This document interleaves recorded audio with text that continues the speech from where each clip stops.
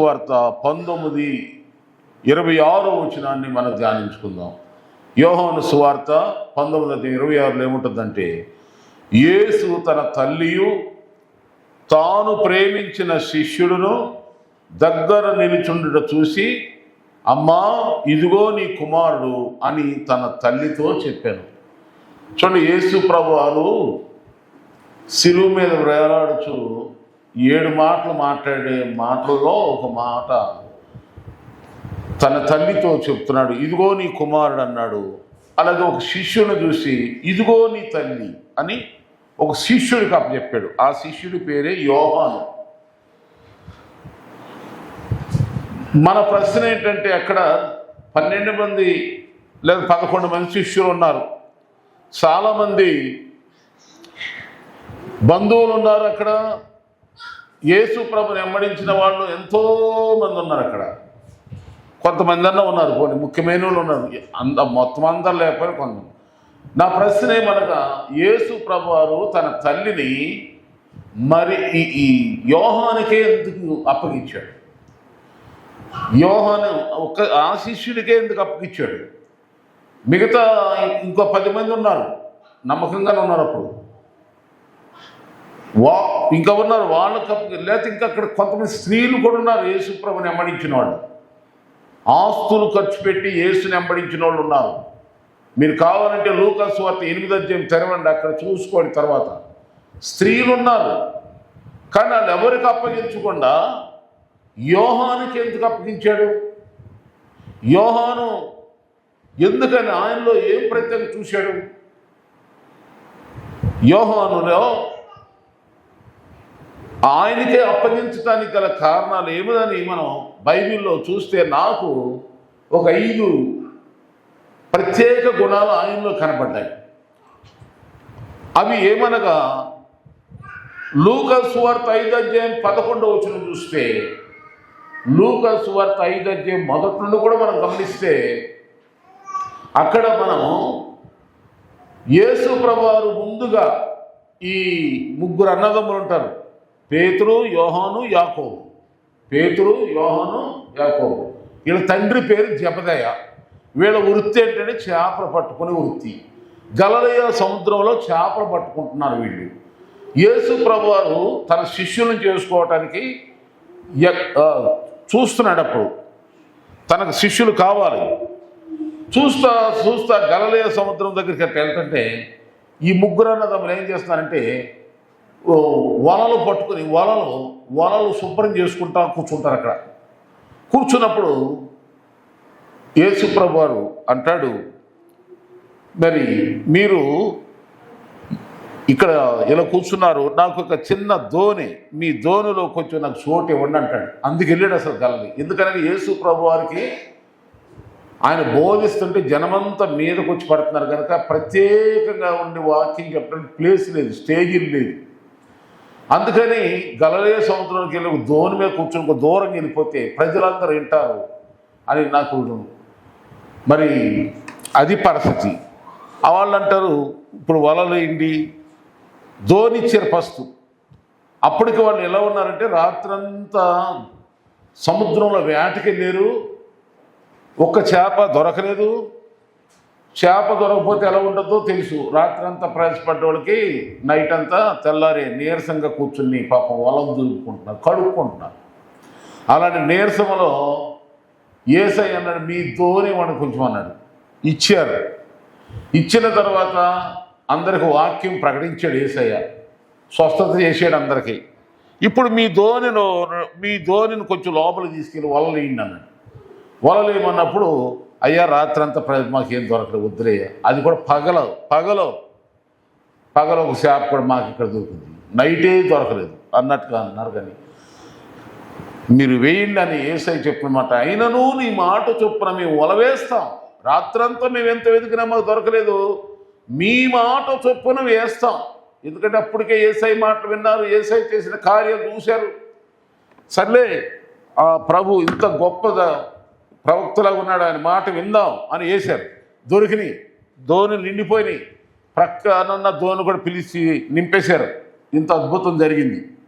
అప్పుడు చూడండి, లూకా సువార్త 5:11 ఏముందంటే వారు ధోనిలను, వినండి, ధోనిలను ఏముంది అక్కడ, సమస్తమును విడిచి ఆయనను వెంబడించారు. చూడండి, అప్పుడే దొరక్క బలమైన చేపలు ధోనులు నింపేశారు. అంత పంట చేతిలో ఉండగా యేసు ప్రభువు ఏమన్నాడు, మీరు వచ్చి నన్ను వెంబడించండి అన్నాడు. వెంబడించమంటే తర్వాత చూద్దామో, రెండో రోజు చూద్దామో, మూడో రోజు చూద్దామో అని అనలేదు. లేకపోతే ఈ సంవత్సరం కాదు వచ్చే సంవత్సరం అని అనలేదు. వెంటనే అన్ని విడిచిపెట్టారంట, యేసు ప్రభుని వెంబడించారు. అది విడిచారు, వెంబడించారు. ఈయనలో ఉన్న మిగతా ఇద్దరు ఉన్నారు అనుకోండి, ఈయన గురించి మాట్లాడదాం. విడిచాడు, చెప్పండి, వెంబడించాడు. సమరయ స్త్రీ కొండను విడిచింది, యేసుని అట్లా. అబ్రహాం ఏం చేశాడు, తండ్రి ఇంటిని, బంధువుల్ని, దేశాన్ని, అంటే అప్పుడేమో అక్షర ప్రకారంగా వదిలేశాడు అన్ని దేశాన్ని. కానీ ఇప్పుడు మనం ఏం చేయాలి, ఈ దేశ మర్యాదలు, లోక మర్యాదలు చొప్పున నడుస్తున్న మనుషులు ఆచారాలు అంటకుండా జీవించాలి. వాళ్ళ పద్ధతులు, వాళ్ళ యొక్క విధులు, తిథులు, పౌర్ణాలు, అమావాస్యలు, మంచి రోజని, చెడ్డ రోజని, ఇలాంటి ఏమీ మనం పట్టించుకోకూడదు. అలా విన్నామంటే మనం అనుసరించే భక్తి అంతా తీసుకెళ్ళాలి, కాళ్ళ కింద పోసినట్టు పని అయిపోతుంది. మనం నేర్చుకున్నటువంటి ప్రార్థన, మనం చేసే ఉపవాసం, మన ప్రతి అంతా తీసుకెళ్ళిపోయి వాళ్ళ కాళ్ళ కింద తొక్కండి అన్నట్టు ఉంటుంది. బైబిల్ ఎప్పుడు కూడా సత్యమే మాట్లాడుతుంది కనుక అందుకే ఆ మనుషుల్ని మనము అసహించుకోవద్దు, మనుషుల్ని దూరంగా పెట్టవద్దు, లేదా మనుషుల మీద అలగొద్దు, మనుషుల మీద ఏమో మనకు అక్కర కోపాలు లేవు. అసలు మనం వారిలాగా ఉండకుండా ప్రత్యేకంగా జీవించాలి. అది కొత్త నిబంధన ప్రకారం. పాత నిబంధన అయితే విడిచేయాలి, శరీర ప్రకారంగా దూరంగా పెట్టేయాలి. ఆమె పాత నిబంధన ప్రకారం శిక్ష వేరు, పాత నిబంధన ప్రత్యేకత వేరు, కొత్త నిబంధన వేరు. కొత్త నిబంధన ఎలాగంటే మనుషులందరిలోనే ఉండాలి, కానీ వాళ్ళ క్రియలు, వారి చేష్టలు, వాళ్ళ తలంపులు, వాళ్ళ మార్గాలు మనకు అంటకుండా బ్రతకాలి. ఇది విడవాలని అలా విడిచిపెట్టిన గుణం వెంటనే మళ్ళా వాయిదాలు లేవు. పెళ్ళైనకో, పెళ్ళోడు పెళ్ళైనాకో, లేకపోతే అదో ఇదని ఏమో వంకలు లేవిక, లేకపోతే ఇంటికి వెళ్ళి భార్య పిల్లలు చెప్పొస్తామని కూడా అలా. వెంటనే యేసుని వెంబడించారు, వెంటనే దిగ్గున లేచాడని బైబిల్ చెప్తుంది. వెంటనే దేవునికి లోబడాలి, వెంటనే యేసుక్రీస్తుని వెంబడించిన వ్యక్తి మొదటి గుణం. రెండవదిగా ఆయనలో మనం లేఖనాల్లో చూస్తేనే మనందరూ చూసినా తెలుసుద్ది. యోహాను సువార్త 13 నుండి 26 వచనాలు, పెద్ద 3-4-5 వచనాలు ఉంటాయి. కానీ అందులో మనం ముఖ్యమైనది ఏంటి చూడాలంటే, యేసు రొమ్మున అనుకున్న శిష్యుడంట. యేసు ప్రభుని రెండవదిగా మొదటగా ఏమైనా వెంబడించాడు.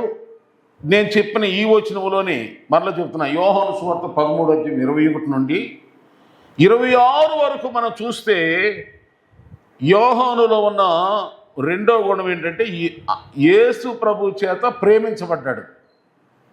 తర్వాత ఆయన రొమ్మున అనుకున్నాడు. ముందేమో యేసు ప్రేమించిన శిష్యుడు.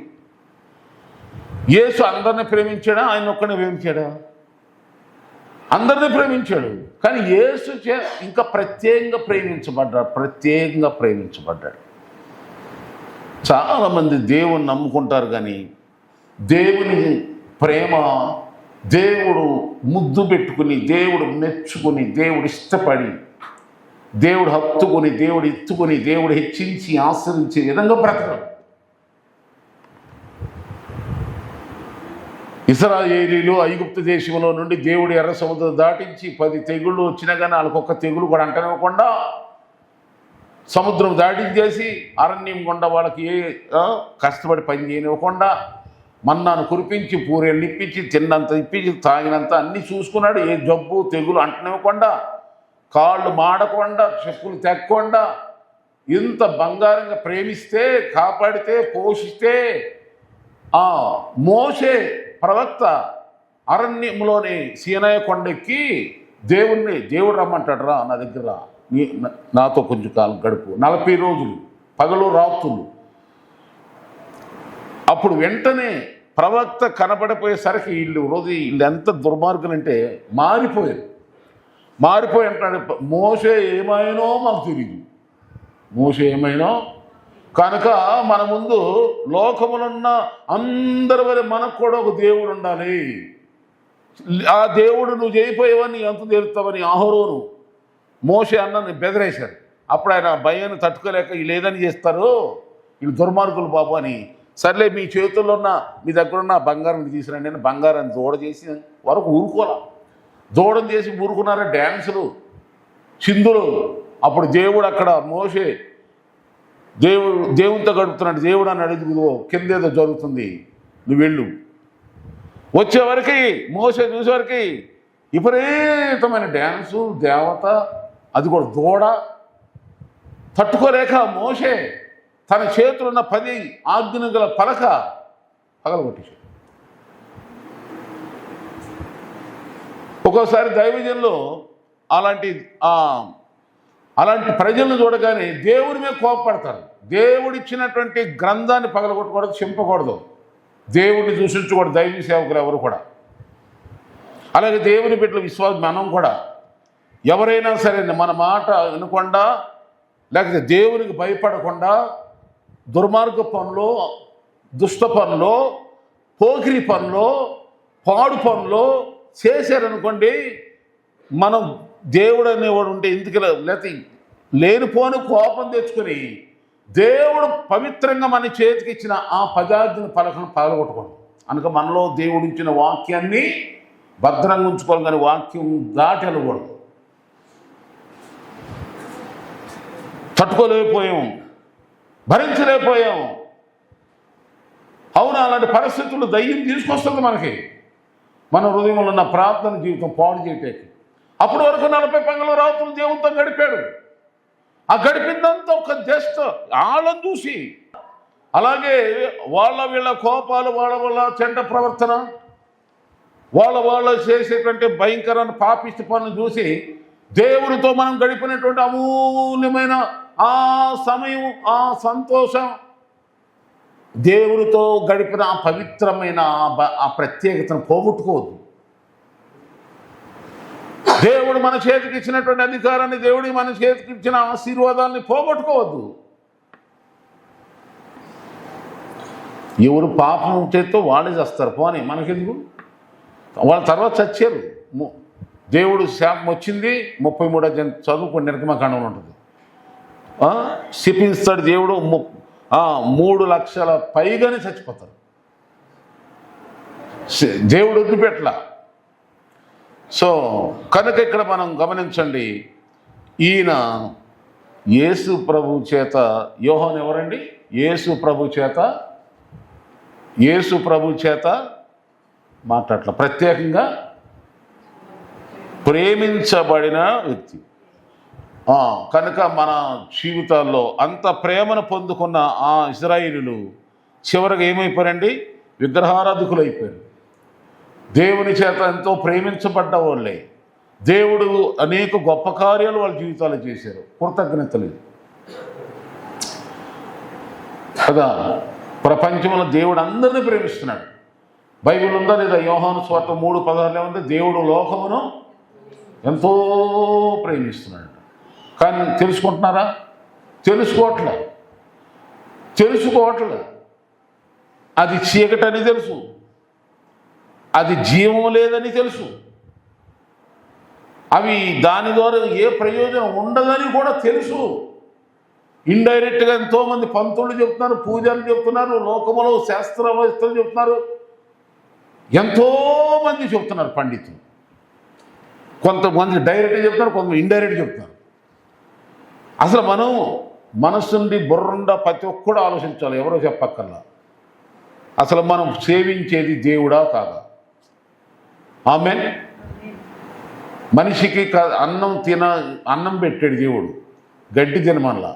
కనుక ఒక్కసారి కొంచెం మంచి మనసుతో ఆలోచించి,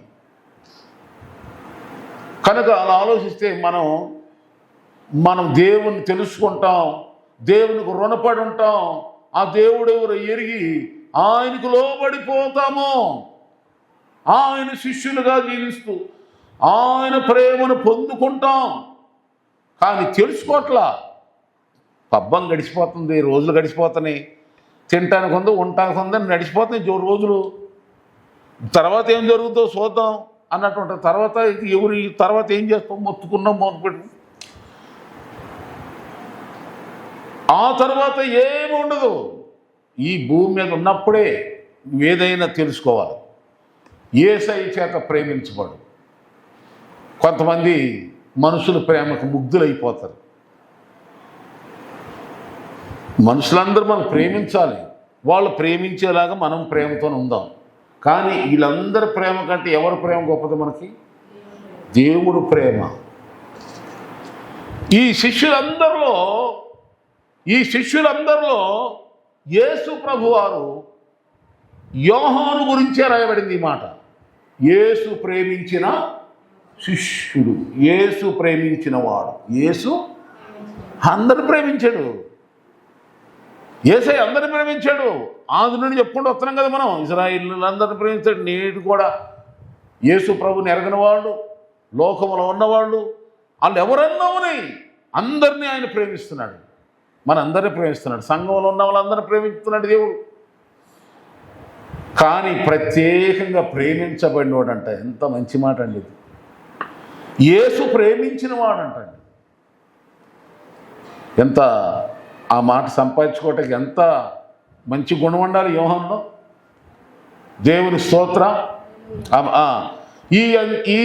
ఈ ప్రత్యేక ప్రార్థన దినాల్లో అందరితో ఉండకూడదు. మనం అందరిలాగా ఉండకూడదు. వాళ్ళు అట్ట ఉన్నారు కనుక నేను ఇట్ట ఉంటాను, వాళ్ళు చేయలేదు వీళ్ళు చేశారు, వాళ్ళు ఉన్నారు. వాళ్ళకు యోహాను అలాంటోడు కాదు. అందరి సంగతి అసలు తన తోటి సహోదరులు ఉన్నారు, తోటి సహోదరులు కూడా పట్టించుకోవాలి. యేసయ్య ద్వారా అంత మెప్పు పొందుకున్నాడండి. మరి నేను అడుగుతున్నా, మీకు ఎవరు మెప్పు కావాలి? మనుషుల మెప్ప, దేవుని మెప్ప? దేవుని దయ కావాలా, మనుషుల దయ కావాలా? దేవుని ప్రేమ కావాలా, మనుషుల ప్రేమ కావాలా? ఆలోచన చేయండి. దేవుని ద్వారా వచ్చే లాభం కావాలా, మనుషుల ద్వారా వచ్చే ఏదో తాత్కాలికమైన ప్రయోజనాలు కావాలా? దేవుని ఇచ్చే గొప్పవి, శాశ్వతం. కనుక ఈ యోహాను యేసు చేత ప్రేమించబడ్డాడండి. ఇక మూడవదిగా ఈ శిష్యుల్లో గుణం ఏంటంటే ఇందాకే చెప్పుకున్నాం, యేసు రొమ్మున అనే బదులు హృదయాన్ని అత్తుకున్నవాడు. బైబిల్లో ఉంది రొమ్మును అత్తుకున్నాడని. యోహాను సువార్తలోనే 13:21 నుండి 26 వరకు మీరు చూస్తే ఈ మాట కూడా అక్కడే ఉంటుంది. ఈ మాట చదువుతున్నప్పుడు నాకు గుర్తొస్తుంది, దావీదును చూసి దేవుడు అన్నాడు, అతడు నా హృదయానుసారుడు అన్నాడు. ఏ సారుడు? సౌలు రాజు, ఇంకా చాలామంది రాజులు ఉన్నారు, యూద రాజులు, ఇజ్రాయిల్ రాజులు ఉన్నారు, చాలామంది. ఎవరి గురించి ఆ మాట అన్నాడు దేవుడు? దావీదును ఒక్కడినే అన్నాడు. ఏమన్నాడు? అతడు నా హృదయాను. అంటే ఇప్పుడు యోహాను ఎవరు హృదయానుసారుడు? యేసు ప్రభువారు ఏదంటే అది, అంతే కదా. హృదయం, యేసు హృదయంలో ఏకమైపోయాడు, మనసులో ఏకమైపోయాడు. చాలామంది చర్చికి వెళ్తారు, మనసు ఒక చోట, మనిషి ఒక చోట, మనసు ఒక చోట, మనిషి ఇంకో చోట. యోహాను అలాంటివాడు కాదు. దేవుని హృదయం ఎలాంటిదో ఆయన అట్లా రొమ్మున అనుకుని జీవించేవాడు, హృదయానుసారంగా జీవించాడు. మన దేవుని చిత్తానుసారంగా, ఆత్మానుసారంగా, వాక్యానుసారంగా జీవించిన వ్యక్తి. యోహానులో ఇలాంటివి స్పెషల్ క్వాలిటీస్. మొదటగా ఏమనుకున్నామండి? అతడు విడిచి సమస్తాన్ని విడిచి వెంబడించిన ఈ లోకములో ఏమైతే దేవుడు అవి వదిలేశాడు, దేవునికి విరుద్ధమైన ఏమన్నా విడిచేశాడు. రెండవదిగా చూస్తే యేసయ్య చేత ప్రేమించబడ్డాడు, ప్రత్యేకంగా ప్రేమించాడు. మనం చాలామంది అభిమానులు ఉంటారు, కానీ దేవుని చేత ప్రేమించబడిన వ్యక్తిగా మనం ఉండాలి. మనం ప్రేమిస్తున్నాం, మనం ప్రేమిస్తాం, మందరిని ప్రేమిస్తాం, ఒకరిని ఒక ప్రత్యేకంగా ప్రేమిస్తాం. కానీ వాళ్ళు మనల్ని ప్రేమిస్తున్నారా? అందుకని పౌలు అపోస్తలుడు అంటాడు, నేను ఇంతగా మిమ్మల్ని ప్రేమిస్తున్నాను, మీరు కూడా నన్ను ప్రేమించండి అని బతిమలాడుకుంటాడు క్రైస్తవుడు. దేవుని స్తోత్రం. రేయింబవలు మిమ్మల్ని తలుచుకుంటాను, మీ కొరకే కన్నీరు కారుస్తున్నాను, మీ కొరకే ప్రార్థన చేస్తున్నాను, ఓ సంగమా నా ఆత్మీయ బిడ్డలారా అని అంటాడు. మిమ్మల్ని మీరు కాదు, నన్ను ప్రేమించండి, నేను మిమ్మల్ని ప్రేమిస్తున్నాను అంటే ఎందుకని? ప్రేమించే ఎవరు మనల్ని ప్రేమిస్తున్నారో గుర్తించలేని గుడ్డి లోకంలో ఉన్నాం మనం. కనుక మనల్ని ఎవరైతే ప్రేమించరో, ప్రేమించిన వాటి కోసం డబ్బు ఇచ్చేస్తున్నాం, వాళ్ళని తలుచుకుంటున్నాం, వాళ్ళ కొరకే జీవిస్తున్నాం, వాళ్ళ పేర్లు చెప్పుకున్నాం, వాళ్ళతోనే స్నేహాలు చేస్తూ ఉంటాం, వాళ్ళే స్థిరమైన శాసన బంధువులు అనుకుంటాం. కాదు, నిన్ను ఎరిగి నిన్ను ప్రేమించిన వాడున్నాడు యేసు. ఆమేన్. ఆ ప్రభు యేసయ్య చేత ప్రేమించబడు, ప్రత్యేకంగా ప్రేమించబడు. ఇక మూడవది ఏంటంటే, ఆయన రొమ్మున అనుకుని ఆయన మనసు ఏంటో, ఆయన ఆలోచన ఏంటో, ఆయన ధ్యానం ఏంటో, ఆయన చిత్తమేదో ఎరుగేలాగా ప్రార్థన చేస్తుంటే దేవుడు బయలుపరుస్తాడు. ఇక నాలుగో గుణం ఏంటంటే, బైబిల్ అంతట్లో త్వరగా చెప్తున్నానండి, బైబిల్ అంతట్లో దేవుని ప్రేమను గురించి చక్కగా వివరంగా రాసింది ఎవరై అంటే ఈయన. మీకు ఎలాగ చెప్పాలంటే, అసలు ప్రేమే దేవుడే ఎవరు. మీరు బైబిల్ అంతా తిరగండి. 1 యోహాను రాసిన పత్రిక 4:8 ఉంటుంది ఈ మాట. 1 యోహాను రాసిన పత్రిక 4:8 ఉంటుందంటే, 1 యోహాను రాసిన పత్రిక 4:8 ఉంటుంది, దేవుడు ప్రేమాస్వరూపి, ప్రేమ లేని వాడు దేవుణ్ణి ఎరుగడు. చూసారా, దేవుడు ఏ రూపంలో ఉంటాడు అని ఆత్మయున్న దేవుడే ఏ విధంగా మనల్ని గుర్తించవచ్చు ఆయన్ని అని కొన్ని చెప్పాడు. ఆది యందు వాక్యం ఉండెను, వాక్యమే అలా చెప్పాడు. మళ్ళీ ఇక్కడ ఏమంటాడు, దేవుడు ఎవరో కాదు, ప్రేమను గురించి ఈయన వివరించినంతగా చెప్పినంతగా అసలు ఏ శిష్యుడికి చెప్పలేదు. పాత నిబంధన నుండి కొత్త నిబంధన తిరగండి, ఎవరు చెప్పలేదు. ఈయన ప్రేమను గురించి ఎక్కువగా 3 పత్రికలు రాశాడు. 1 యోహాను పత్రిక, 2వ పత్రిక, 3వ పత్రిక. ఆ 3 పత్రికలు తిరగండి, ప్రేమ అండర్లైన్ చేయండి, ఎన్నిసార్లు వస్తుంది. ప్రేమను గురించి అసలు ప్రేమ అంటే ఏంటి? దేవుని ప్రేమ. నేను దేవుని ప్రేమిస్తున్నానని చెప్తూ నీ సహోదరుని నొప్పిస్తే అది ప్రేమేలా అవుద్ది అంటాడు. నువ్వు దేవుని ప్రేమిస్తూ నీ సహోదరుడు కష్టాల్లో ఉంటే ఆదుకోకుండా ప్రేమ కలిగి ఉన్నానంటే ఎలా? అందుకని ఇట్లా వివరిస్తాడు. ప్రేమ అంటే అది కాదు, ఇది దేవుని ప్రేమ. మరణకరమైన పాపం కాదు, మరో పాపం కాదు, పాపములో డిఫరెంట్ కూడా వివరిస్తాడు. ఈ పత్రిక మీరు చదివితే మీకు అర్థమైపోతుంది. ప్రేమను గురించి ఎక్కువగా రాసిన శిష్యుడండి. ప్రేమ అంటే దేవుని ప్రేమ ఎక్కువగా ఎరిగినవాడు, దేవుని ప్రేమ చేత నింపబడినవాడు. ఇక ఐదవది ఏంటంటే 1 యోహాను పత్రిక 1:1 చదవండి. 1:1 ఏముంటుందో, 1వ అధ్యాయం 1వ వచనం ఏముందంటే, 1 యోహాను పత్రిక 1వ అధ్యాయం 1వ వచనం ఏముంటుందంటే,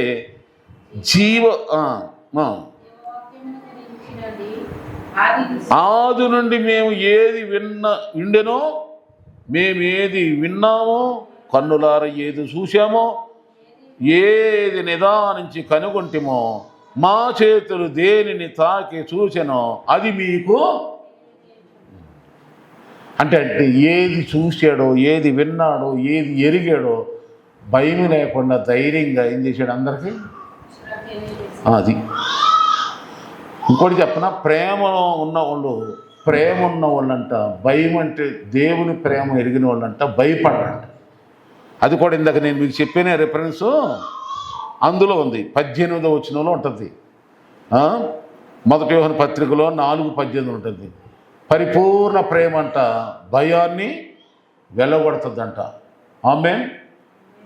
కనుక ఇంకా 18వ వచనంలో ఉంటుంది, 1 యోహాను 4:18. ఈయన చివరిగా ఈయనలో ఉన్న క్వాలిటీ, ఎన్ని శ్రమలు వచ్చినా చూడండి ఆయన అంటాడు, ఆయనే చెప్తాడు చూడండి. ప్రకటన 1:9లోకి రండి. ప్రకటన గ్రంథం 1:9. ప్రకటన గ్రంథం 1:9 అక్కడ ఏముంది, మీ సహోదరుడును యేసును బట్టి కలుగు శ్రమలోను రాజ్యములోను సహనములోను పాలువాడినైన యోహానను నేను దేవుని వాక్యము నిమిత్తం యేసును గురించిన సాక్షి నిమిత్తము పద్మాసు దీపమునకు పరవాసినైతే. అంటే ఒక దీపంలో తీసుకెళ్ళి వదిలేశారు యేసు ఈ యోహాన్ని. అంటే ఆ దీపాల్లో పాడైతే, దీపం అంటే తెలుసు కదా, సముద్రాల మధ్యలో అది. అలాంటి దీపంలో ఎవరుంటారంటే అనారేక రాక్షస జనం, ఆ భయంకర సింహాలు, విషపు ఉంటాయి. అందులో వేసేస్తే ఆ యొక్క ఎట్టగా చచ్చిపోతాడు అనుకునేసారు. కానీ మీరు ఇక ఆ ప్రకటన గ్రంథం చదువుతూ మొదలెడితే అక్కడ దేవుని చూశాడంట, పరలోకాన్ని చూసి ప్రకటన గ్రంథం రాశాడు. దేవుడు చెప్పిన అంత్య దినాల్లో జరగవలసిన సంగతులన్నీ కూడా, సంఘాల గురించి దేవుడు ఏం మాట్లాడుతున్నాడు, 7 సంఘాలు, ఎఫెసు, స్మరణ, ఫిలదెల్ఫియా, లవోదికయ, సంఘాలన్నిటి గురించి, అంటే సంఘం గురించి అన్ని వివరాలు రాసిచ్చాడు. ప్రజలు అనుకున్నది ఒకటి, దేవుడు తన పక్షంగా ఉన్నది. శ్రమలలో దేవుని మర్మాలు ఇంకా ఎక్కువగా తెలుసుకుని ప్రకటన గ్రంథం రాశాడు. యేసు ప్రభుని గురించి ఏదైతే విన్నాడో, చూశాడో, కన్నాడో అవన్నీ కూడానేమో యోహాను సువార్త రాశాడు. ఇప్పుడు ఈ 2 పత్రికలు ఏంటి చెప్పండి, 3 పత్రికలు. 3 పత్రికలు ఏంటి, ప్రేమ. సువార్త రాశాడు, ఏది జరిగిందో ఏది విన్నాడో, జరగబోయే దాని గురించి దేవుడు ఏం బయలుపరుస్తున్నాడు అదేమో ప్రకటన గ్రంథం రాశాడు. ఎలాంటి, ఇప్పుడు మనకులాగా ఏసీలో లేకపోతే టేబులో కుర్చీలో ఎంత కష్టమో. ఆ రోజుల్లో ఎవరు పేపర్ లేదు, పెన్, చర్మ కలుసుకొని శ్రమల దినాలు అంటారు. కానీ దేవుని కోసం ఏదైనా కొంచెం శ్రమ అనిపించిన నేను, ఇగో యేసు ప్రభు పలానోళ్ళు నన్ను అసహించుకున్నారు, పలానోళ్ళు మా ఇంటికి రావద్దన్నారు, యేసు ప్రభు కోసం నన్ను పలానోళ్ళు నాకు ఇవ్వాల్సిన ఇవ్వలేదు, నన్ను ఎలేసినట్టు చూస్తారా. ఇలాంటి ఈ శ్రమలు మనకు ఆశీర్వాదాలు. ఆమేన్. వాక్యము నిమిత్తం అంటాడు అక్కడ చూడండి. యేసును బట్టి కలిగి శ్రమలోను రాజ్యములోను సహనములోను పాలువాడును. అతిశయించాలి శ్రమల ద్వారా. యేసును బట్టి మన బ్రతుకులో మనం కానీ కష్టాలతో శ్రమలతో దాన్ని బట్టి అవి సామాన్యమే, సాధారణమైనవి. పెళ్ళైన వాళ్ళందరికీ శ్రమలు వస్తాయని ముందే చెప్పాడు బైబిల్లో. వివాహం చేసుకోవద్దని నేను చెప్పట్లేదు, చేసుకున్న వాళ్ళందరికీ శరీర సంబంధమైన శ్రమలు వస్తాయని ముందుగానే బైబిల్లో ఉంది. దాన్ని బట్టి కదా ఈ ధర్మం. ముద్దన్నా కాదన్నా, కోట్ల ఆస్తి ఉన్నా, అడుక్కు తినేవాడికైనా పెళ్ళి అయిందంటే ఖచ్చితంగా దానికి ఉండే శ్రమలు దానికి ఉంటాయి. శ్రమ లేకుండా నేను సంసారం చేసాను ఒకటి చూపింది ప్రపంచంలో ఎవరూ లేరు. ఆటిని బట్టి కాదు, యేసు ప్రభువుని బట్టి శ్రమ. ఆయన గురించి సాక్ష్యం చెబుతూ ఉండగా, ఆయన కొరకు ప్రార్థన చేస్తూ ఉండగా పట్టుకెళ్ళారు దానిని. ప్రార్థన చేస్తున్నవాడిని తీసుకెళ్ళిపోయి సింహాలు పోలేశారు. ఎంత అన్యాయం. దేవుని స్తోత్రం. అలాగే దేవుని సువార్తను ప్రకటిస్తూ, దేవుని ప్రేమను వివరిస్తూ, యేసు క్రీస్తే నిజ దేవుడు, నేను చూశాను, నేను విన్నాను, నేను తాకాను, ఆయనే మెస్సయ్యా, ఆయనే మెస్సయ్యా అని ప్రకటిస్తుంటే మరి ఎవరిని నేను చెప్పి ఎన్ని కొట్టినా ఆగట్లా. మసిలిపోయి వేడి నూనెలో వేశారు. నూనెలో వేసినా కానీ చనిపోరా, ఈడిట్ట సచ్చేదట్లేడని చెప్పి ఏం చేశారంటే వాళ్ళకి విసిగిపోయి దీపంలో తీసుకొని వదిలేశారు. ఆ ద్వీపంలో ఏకాంతంగా కూడా దేవుడితో ప్రార్థన చేస్తూ ఆశ్రమంలోనే ప్రకటన గ్రంథం రాశాడు. మరి అందుకని యేసుప్రభు అన్నాడు, సిలువు మీద వేలాడుతూ, ఇలాంటి గుణం కలిగినోడని ఆయన తెలుసు కనుక తల్లిని ఎవరికి అప్పచెప్పాడు, అది దేవుని స్తోత్రం. హల్లెలూయా. మరి దేవుడు ఆయన తల్లినే అప్పగించాడంటే మనకు కూడా అనేకమైన వాటిని దేవుడు మనకు అప్పగిస్తాడు. ఆమేన్. ప్రపంచంలో తల్లి కంటే గొప్పవాళ్ళు ఎవరైనా ఉన్నారా? అందుకని ఆ తల్లి అయితే అసలు భూమి మీదకి మనం రాం. దేవుని స్తోత్రం. మరి ఇప్పుడు మనకు అంతకంటే ఆయన తల్లి ఎవరో ఇంతకుముందు చెప్పాను నేను మీకు అండి. ఇప్పుడైతే కుమారుడు ఇదిగో నీ కొడుకు అంటున్నాడు. ఈ కొడుకు యొక్క లక్షణాలు 5 చెప్పాను. మొట్టమొదటిగా ఏంటండి, ఈయన సమస్తం విడిచి వెంబడించిన వాడు. రెండవదిగా యేసయ్య చేత ప్రేమించబడినాడు. ఎవరో మనల్ని అభిమానించడం కాదు, మనము ఎవరెవరినో ఈరోజు ఒకరిని రేపు ఒకరిని వాళ్ళగా కాదు, మనల్ని దేవుడే మెచ్చేలాగా ప్రేమించే వ్యక్తిగత జీవితం ఉందా, అది సంపాదించుకుందాం. మూడవదిగా యేసు రొమ్మున అనుకున్నట్టుగా మనం కూడా ఈ లోకంలో ఉన్న మనుషులు అనేక రకాలుగా ఆలోచిస్తూ ఉంటారు. మనమైతే దేవుని చిత్తం ఏంటో తెలుసుకోవాలి. దేవుని మనసు, దేవుని హృదయం, అదే దేవుని రొమ్మున అనుకోవటం. నాలుగవది ఏంటండి, దేవుని ప్రేమను ఎక్కువగా రాసినవాడు, తెలుసుకున్నవాడు, ప్రకటించినవాడు యోహాను. ఇక 5వది ఏంటంటే శ్రమలలో భయంకర శ్రమలు, మామూలు శ్రమ కాదు, సముద్రాల మధ్యలో దీపంలో ఒక్కడే అటువంటి జటిలమైన కఠినమైన పరిస్థితుల్లో కూడా నేను మీ సహోదరుని పలానా చోట ఉన్నాను, నేను ఏదైతే చూశానో, ఏదైతే విన్నానో, ఏదైతే తాకానో, దేవుడు నాకు ఏదైతే బయలుపడుతుందో దాన్ని పద్మాసు దీపంలో పరవాసి నుండి రాస్తున్నానని చెప్తున్నాడు. దేవుని స్తోత్రం. బాధపడుతున్నా, శ్రమల్లో సంతోషిస్తున్నాడు. దేవుని స్తోత్రం. ఒక్కడే ఉన్నాను అవి ఎవరొచ్చట్లా, అయ్యా నా కోసం ప్రార్థించి. ఇక్కడ ఎవడు లేడు, చుట్టూరు మృగాలే, అడవి మృగాలు, అలాగే నీటిలో సముద్రంలో ఉంటాయి, మరి భయంకరమైన తిండి లేదు, నాకెవరు గతి లేరు, దిక్కులేరు అన్నట్లా ప్రార్థన చేస్తూ చెప్తున్నాడు. యేసు కొరకు తాను ఒక గొప్పగా ఫీల్ అవుతున్నాడు. యేసయ్య కొరకు నేను ఇంత ఈ అవమానం, ఇంత శ్రమ, ఇంత బాధ, ఇంత ఆకలి, ఇంత అవమానం నేను పొందుతున్నాను ఆనందంగా చెప్పుకుంటాడు. మనం కూడా అలాంటి సాక్ష్యాలు పొందాలి, పొందేమో కనుక మనం ఇంకా పొందుదాం. అదే మన యొక్క ఆనందం. అలాంటి శిష్యులుగా మనం ఉంటే తల్లిని అప్పగించిన దేవుడు నేటి దినాన్న నీ కూడా దేవుడు అనేకమైన, బైబిల్ చెప్తుంది, నమ్మకమైన వానికంట మెండైన దీవెనలు దేవుడు అప్పగిస్తాడు. నీ చేతికి అప్పగిస్తాడు. నీ శత్రువుల యొక్క గవిని నీ స్వాధీనం చేసుకునేలాగా దేవుడు నీకు శక్తినిస్తాడు. శత్రువులు ఎదురు భోజనం చేసేలాగా దేవుడు నిన్ను ఇచ్చిస్తాడు. ఎక్కడైతే అవమానపరచబడ్డావో అక్కడే నువ్వు వెళ్ళి ఘనపరచబడేలాగా దేవుడు నిన్ను చేస్తాడు. దేవుని స్తోత్రం. ఈ భూ సంబంధంగా, శరీర సంబంధంగా ఏమేమి అవసరమో నువ్వు వాటన్నిటిని దేవుడే నీకు తీసుకొచ్చి నీ చేతులకు అప్పగిస్తాడు.